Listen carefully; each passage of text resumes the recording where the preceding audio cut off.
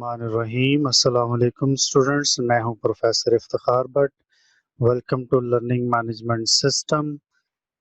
Students, आज हमने computer sciences part 1 का लेक्चर नंबर 11 डिस्कस करना है। गुज़िश्ता लेक्चर में हम इंटरनेट और ईमेल के बारे में पढ़ चुके हैं। आज का हमारा लेक्चर इंटरनेट से ही रिलेटेड है। इंटरनेट किस तरह से यूज़फुल होता है। गुज़िश्ता लेक्चर में आपने पढ़ा था कि इंटरनेट को बनाने का बेसिक पर्पस क्या था और उसके बाद फिर इंटरनेट किस तरह से बनाया गया। लोग ज़्यादातर यही समझते रहे हैं कि इंटरनेट का बेसिक पर्पस इंफॉर्मेशन शेयरिंग करना है, लेकिन हम इंटरनेट को यूज़ करते हुए और भी बहुत सारे फ़ायदे ले सकते हैं और इससे और भी बहुत सारी सर्विसेज ली जा सकती हैं। तो आज के टॉपिक में हमने यही चीज़ डिस्कस करनी है कि इंटरनेट हमारे लिए इंफॉर्मेशन एक्सेस करने के अलावा और किस किस तरह से हेल्पफुल या यूजफुल या कारआमद या मुफीद हो सकता है। तो इसकी सबसे पहली जो सर्विस है that is www, world wide web. आपने हर वेब पेज या वेबसाइट के शुरू में इस www को देखा होगा। तो आखिर ये क्या चीज़ है, ये ज़रा देखते हैं। ये हमारे सामने एक वेब पेज है, वेबसाइट है, जिसके मदद से आप इंटरनेट पे मौजूद इस वेब पेज के अंदर इंफॉर्मेशन एक्सेस करते हैं, इंफॉर्मेशन लेते हैं। तो ये इंटरनेट की ही एक सर्विस है जिसकी मदद से इंफॉर्मेशन वेब पेज को यूज़ करते हुए शेयर की जाती है। असल में www बहुत सारे वेब पेजेस या वेबसाइट्स की कलेक्शन को कहा जाता है, और ये भी कहा जाता है कि वो कंप्यूटर जहाँ पर बहुत सारे वेब पेजेस को एक ऑर्गेनाइज्ड वे में स्टोर किया जाता है वो भी www कहलाता है।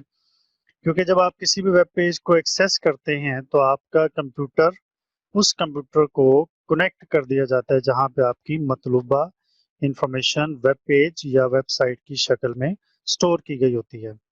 अब यहाँ पे दो टर्म यूज हो रही हैं, वेब पेज और वेबसाइट। तो दोनों में डिफरेंस मैं आपको बताता चलूँ। वेब पेज एक सिंगल इलेक्ट्रॉनिक डॉक्यूमेंट होता है। ये जो आपकी स्क्रीन पर नजर आ रहा है ये एक वेब पेज है जिसकी मदद से आप इंफॉर्मेशन एक्सेस कर सकते हैं। अब ये इंफॉर्मेशन टेक्स्ट फॉर्म में भी हो सकती है, यानी अल्फ़ाबेटिकल न्यूमेरिक्स फॉर्म में, या इस वेब पेज के अंदर आपको इंफॉर्मेशन ऑडियो फॉर्म में मिल सकती है, या इस वेब पेज में वीडियो फॉर्म में इंफॉर्मेशन मौजूद होती है, या कुछ इमेजेस की शक्ल में, जैसे आप यहाँ पे देख सकते हैं मुख्तलिफ किस्म के इमेजेस लगाए जाते हैं, इनकी मदद से इंफॉर्मेशन मिलती है। तो ये एक जो सिंगल इलेक्ट्रॉनिक डॉक्यूमेंट इंटरनेट पे हमें नजर आता है उसको वेब पेज कहा जाता है। और इसी तरह के ही रिलेटेड वेब पेजेस की जो कलेक्शन होती है, उसका जो मजमुआ होता है, उसको वेबसाइट कहा जाता है। तो www इन तमाम वेब पेजेस और वेबसाइट्स को रिप्रेजेंट करता है। वो कंप्यूटर जहाँ पे ये तमाम वेब पेजेस को या वेबसाइट्स को एक ऑर्गेनाइज्ड वे में स्टोर किया गया होता है, उसको भी www कहा जाता है, यानी वर्ल्ड वाइड वेब। इसके बाद है ईमेल, जिसके बारे में हम गुज़िश्ता लेक्चर में भी डिटेल में पढ़ चुके हैं। यहाँ पे फिर ज़रा देखते हैं ईमेल। ईमेल इंटरनेट की एक सर्विस है जिसकी मदद से आप अपने मैसेजेस सेंड भी कर सकते हैं, मैसेजेस रिसीव भी कर सकते हैं। वो मैसेज आपका फाइल की शक्ल में भी हो सकता है, या वो आपका कोई रिटर्न मैसेज भी हो सकता है। उस ईमेल के मैसेज के साथ आप इमेजेस या डिफरेंट ग्राफिक्स को, या ऑडियो क्लिप्स को, या वीडियो क्लिप्स को भी एज अटैचमेंट सेंड कर सकते हैं, या इसी फॉर्म में कोई आपको अगर सेंड करता है तो आप उसको रिसीव कर सकते हैं। तो ईमेल की सर्विस भी हमें इंटरनेट की मदद से ही मिलती है, यानी अगर हमारे पास इंटरनेट है तो तब ही हम ईमेल की इस सर्विस को अवेल कर सकते हैं।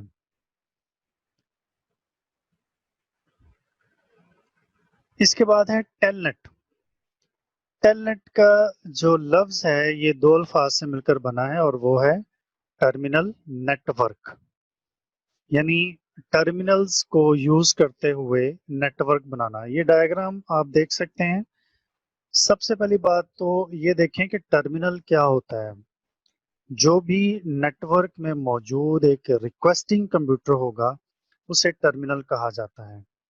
यानी जब यूजर, जैसे ये आपको एक टर्मिनल नजर आ रहा है, यूजर यहाँ बैठा काम कर रहा है, ये रिक्वेस्टिंग कंप्यूटर होता है। यानी यहाँ पर जो यूजर काम कर रहा है वो अपनी कोई भी इंफॉर्मेशन एक्सेस करने के लिए रिक्वेस्ट फॉरवर्ड करता है, और वो रिक्वेस्ट इस सर्वर के पास आती है जिसको हम टेलनेट सर्वर कहते हैं।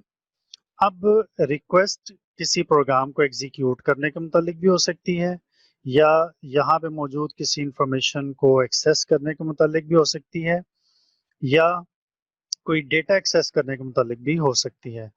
तो टर्मिनल रिक्वेस्टिंग कंप्यूटर होते हैं, और एक वक्त में बहुत सारे टर्मिनल्स इस एक टेलनेट सर्वर के साथ अटैच किए जाते हैं, जिस पर बहुत सारे यूज़र मिलकर काम करते हैं, और हर यूज़र अपनी रिक्वायर्ड इंफॉर्मेशन या प्रोग्राम को एक्सेस करने के लिए अपनी रिक्वेस्ट उस टेलनेट सर्वर को फॉरवर्ड करता है। तो टेलनेट एक सॉफ्टवेयर टूल है, और ये सॉफ्टवेयर टूल करता क्या है कि किसी भी दूसरे कंप्यूटर पे मौजूद इंफॉर्मेशन को इस काबिल करता है कि किसी दूसरे कंप्यूटर पे उस इंफॉर्मेशन को एक्सेस किया जा सके। अब देखें, यहाँ पर जो यूजर बैठा हुआ है उसके पास वो इंफॉर्मेशन नहीं है, इंफॉर्मेशन सारी इस मेन सर्वर के पास है। अब उस इंफॉर्मेशन को एक्सेस करने के लिए यूजर अपनी एक रिक्वेस्ट फॉरवर्ड करेगा, और टेलनेट सर्वर के पास वो रिक्वेस्ट आएगी, और टेलनेट सर्वर उसकी इस रिक्वेस्ट को पूरा करते हुए वो मतलूबा इंफॉर्मेशन इस यूजर की स्क्रीन पर डिस्प्ले कर देता है। अगर आप देखें तो जब आप इंटरनेट को भी यूज कर रहे होते हैं तो आपके पास वो वेब पेज नहीं होता जो आप ओपन करना चाह रहे होते हैं, जिसकी मदद से आपने इंफॉर्मेशन लेनी होती है। तो आप भी एक रिक्वेस्ट उस सर्वर को फॉरवर्ड करते हैं जहाँ पे आपकी मतलूबा वेब पेज में इंफॉर्मेशन पड़ी होती है। तो इसका मतलब ये हुआ कि आपका कंप्यूटर भी एक टर्मिनल के तौर पे काम कर रहा होता है, क्योंकि आप एक रिक्वेस्ट भेजते हैं सर्वर को ताकि इंफॉर्मेशन को एक्सेस की जा सके। अब ये जो टर्मिनल होता है ये इस सर्वर से बहुत डिस्टेंस पर मौजूद होता है। सो इंटरनेट टेक्नोलॉजीज को यूज करते हुए ये टर्मिनल इसके साथ अटैच किया जाता है, कनेक्ट किया जाता है, और फिर यहाँ से इंफॉर्मेशन इस टर्मिनल को फॉरवर्ड कर दी जाती है। नेक्स्ट है FTP यानी file transfer protocol. Students, file के बारे में आप सब लोग जानते हैं कि फाइल जो होती है वो हमारी इंफॉर्मेशन का मजमुआ होती है। Collection of information is called a file. So file transfer protocol एक ऐसा प्रोटोकॉल होता है जो इंटरनेट के जरिए फाइल्स को एक कंप्यूटर से दूसरे कंप्यूटर पे ट्रांसफर करता है। ये एक सॉफ्टवेयर टूल है जो कि फाइल्स को कंप्यूटर्स टू कंप्यूटर ट्रांसफर करता है। जब हम फाइल को एक कंप्यूटर से दूसरे कंप्यूटर पे ट्रांसफर करते हैं तो इसके लिए इंटरनेट की टर्म यूज की जाती है, वो है अपलोडिंग और डाउनलोडिंग। तो पहले देखते हैं कि डाउनलोडिंग क्या होती है। जब आप किसी भी रिमोट कंप्यूटर से, यानी वो कंप्यूटर जो इंटरनेट से आपके कंप्यूटर के साथ कनेक्ट है, जब उस कंप्यूटर से इंफॉर्मेशन आपके अपने लोकल कंप्यूटर पे, यानी जिस कंप्यूटर पे आप इस वक्त काम कर रहे हैं, वहां पर ट्रांसफर की जाती है, कॉपी की जाती है, तो इस प्रोसेस को डाउनलोडिंग कहा जाता है। जैसे आमतौर पे जब आप इंटरनेट यूज करते हैं तो आप इंटरनेट यूज करते हुए मुख्तलिफ गेम्स डाउनलोड कर लेते हैं, सॉफ्टवेयर डाउनलोड करते हैं, images, video clips, audio clips, songs, इस तरह की चीज़ें डाउनलोड करते हैं जो कि आपके कंप्यूटर में नहीं होती। तो आपने देखा होगा कि वो इन्फॉर्मेशन एक रिमोट कंप्यूटर, फर्ज करें ये हमारा रिमोट कंप्यूटर है, यहाँ पे वो आपकी इंफॉर्मेशन मौजूद है, तो इस रिमोट कंप्यूटर से ये आपका लोकल कंप्यूटर है जिस पे आप काम कर रहे हैं, इस पर ट्रांसफर जब की जाती है वो फाइल, तो उसको डाउनलोडिंग कहा जाता है। इसी तरह जब आप अपने लोकल कंप्यूटर से किसी रिमोट कंप्यूटर पे कोई भी फाइल ट्रांसफर करते हैं या उसको कॉपी करते हैं तो आपका ये अमल कहलाता है अपलोडिंग। यानी डाउनलोडिंग का ये रिवर्स प्रोसीजर है।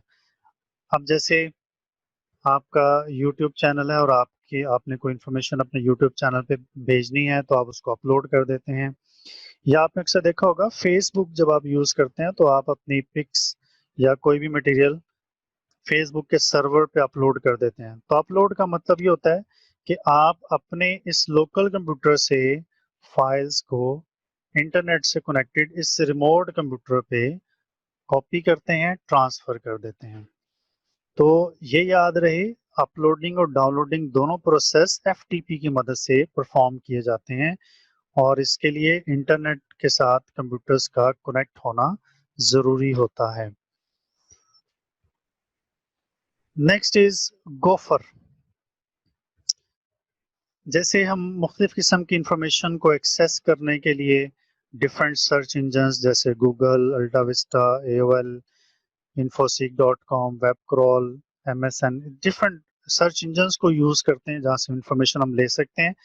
इसी तरह जो गोफर होता है ये भी एक सॉफ्टवेयर टूल है जो कि गोफर सर्वर से इंफॉर्मेशन को एक्सेस करवाता है।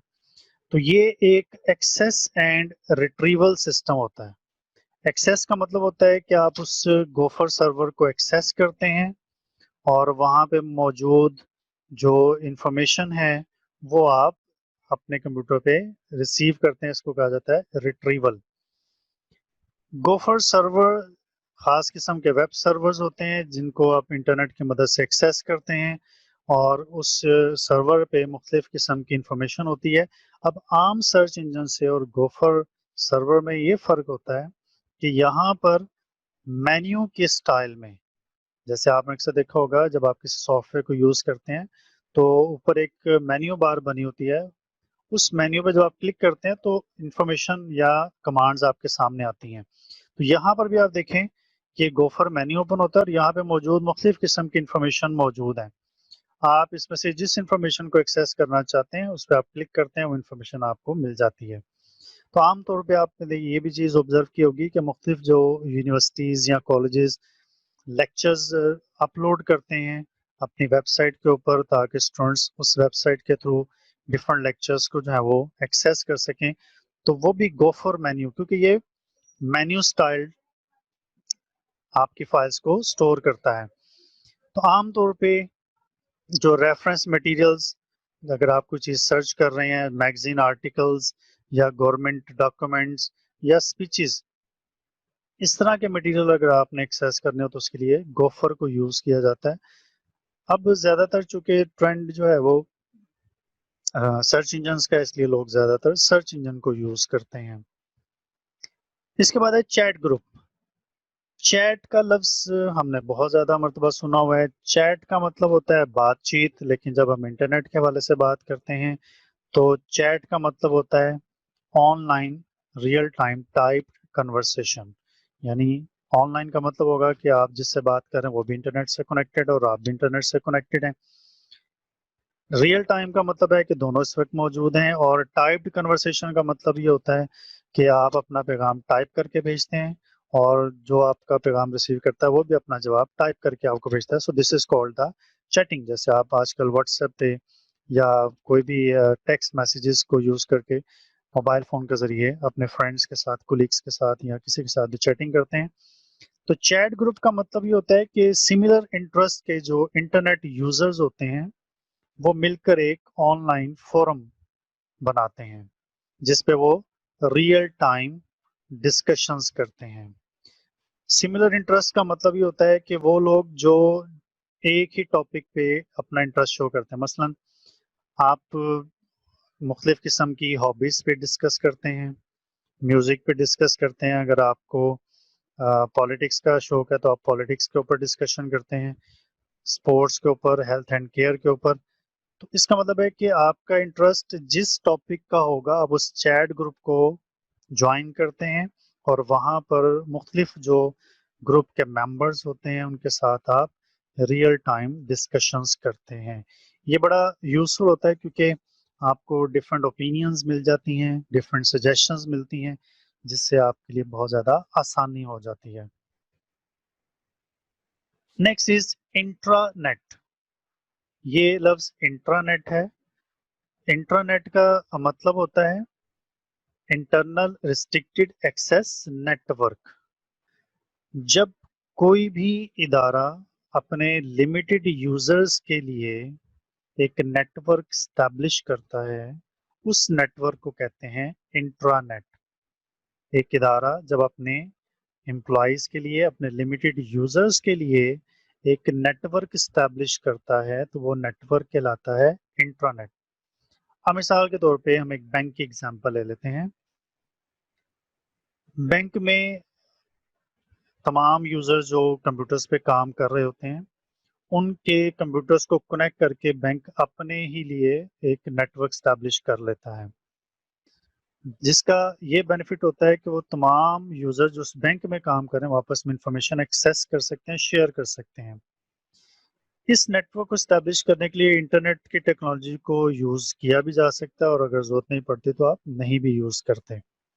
इसका बेनिफिट ये होता है कि जो आउटसाइडर्स होते हैं वो आपकी इंफॉर्मेशन को एक्सेस नहीं कर सकते। मतलब इस इंफॉर्मेशन को फर्ज करें ये बैंक की सारी इंफॉर्मेशन इस मेन कंप्यूटर के अंदर स्टोर है, तो ये सारे यूजर्स जो कि उस बैंक के अंदर काम करने वाले हैं वो ही इस इंफॉर्मेशन को एक्सेस करेंगे, कोई और यूजर इसको एक्सेस नहीं कर सकता। तो इसका मतलब है कि उस बैंक ने अपने ही यूजर्स के लिए एक नेटवर्क स्टैब्लिश किया, और ये भी जरूरी नहीं है कि सारे के सारे एक लोकेशन पे हो। ऐसा भी हो सकता है कि इंटरनेट में मौजूद तमाम यूजर्स डिफरेंट लोकेशंस पे बैठे काम कर रहे हों। तो ये बात याद रखिएगा कि किसी भी ऑर्गेनाइजेशन ने जब अपने लिमिटेड यूजर्स के लिए एक नेटवर्क स्टैब्लिश करना होता है, उसके लिए इंटरनेट टेक्नोलॉजी को यूज किया जाए या ना किया जाए ये उन पर डिपेंड करता है। तो ऐसे नेटवर्क को इंटरनल रिस्ट्रिक्टेड एक्सेस नेटवर्क यानी इंट्रानेट कहा जाता है। अब आते हैं एक्स्ट्रा नेट की तरफ। एक्स्ट्रा नेट का मतलब है external restricted access network. Extranet different intranet को ज्वाइन करने के बाद बनाया जाता है। मतलब जैसे ये इंट्रानेट है, ये वो नेटवर्क है जो सिर्फ इस ऑर्गेनाइजेशन ने अपने यूजर्स के लिए बनाया। लेकिन अगर ये सारे अपने अपने नेटवर्क्स को, जो कि उनके अपने इंटरनल नेटवर्क्स हैं, उनको मिलाकर एक मुकम्मल नेटवर्क बना देते हैं तो इसको कहा जाएगा एक्स्ट्रा नेट। इसका मतलब ये हुआ कि अगर ये सारे नेटवर्क्स जो कि इंट्रानेट है आपस में कनेक्ट हो जाएंगे तो फिर यहाँ पर जो यूजर है वो चाहे तो फिर इसकी इंफॉर्मेशन को एक्सेस कर सकता है, लेकिन वो एक्सेस लिमिटेड होगी। इसका मतलब ये है कि इंफॉर्मेशन आपस में एक्सचेंज तो होगी लेकिन लिमिटेड एक्सचेंज होगी। जैसे मैंने एग्जांपल दी थी अभी बैंक की। अब अगर एक बैंक का अपना नेटवर्क है, दूसरे बैंक का भी अपना नेटवर्क है, और अगर ये बैंक्स आपस में मिलकर ये नेटवर्क बनाते हैं तो इसको एक्स्ट्रा नेट कहते हैं। अब इसका फायदा ये होगा कि अगर किसी एक बैंक का कोई अकाउंट होल्डर यूजर है, उसने एक दूसरे बैंक की एटीएम से कैश विड्रॉ करना है, तो वो इस नेटवर्क की मदद से बआसानी ये काम कर सकते हैं। और आजकल आप लोग देखते हैं ऐसा ही होता है कि हमारे पास किसी एक बैंक का डेबिट कार्ड या एटीएम कार्ड है और हम किसी दूसरे बैंक की एटीएम से कैश विड्रॉ करते हैं तो ऐसी फैसिलिटी हमें मिलती है। इसी तरह बहुत सारे एजुकेशन इंस्टीट्यूट्स या फाइनेंशियल इंस्टीट्यूट्स होते हैं जो आपस में अपने नेटवर्क को ज्वाइन कर लेते हैं। तो एक्स्ट्रा नेट के लिए भी इंटरनेट टेक्नोलॉजीज का यूज़ करना ज़रूरी होता है, क्योंकि जो इंटरनेट्स होते हैं वो बहुत सारी एरियाज़ में मौजूद होते हैं और उनको आपस में लिंक करने के लिए इंटरनेट को यूज़ करना ज़रूरी होता है।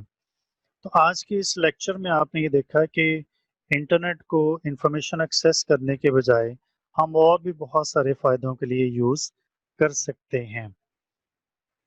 स्टूडेंट्स, उम्मीद है कि आज का लेक्चर आपको अच्छे तरीके से समझ में आ गया होगा। इंशाल्लाह अगले लेक्चर के लिए दोबारा फिर आपसे मुलाकात होगी। तब तक अपना बहुत सारा ख्याल रखिएगा। अल्लाह हाफिज़।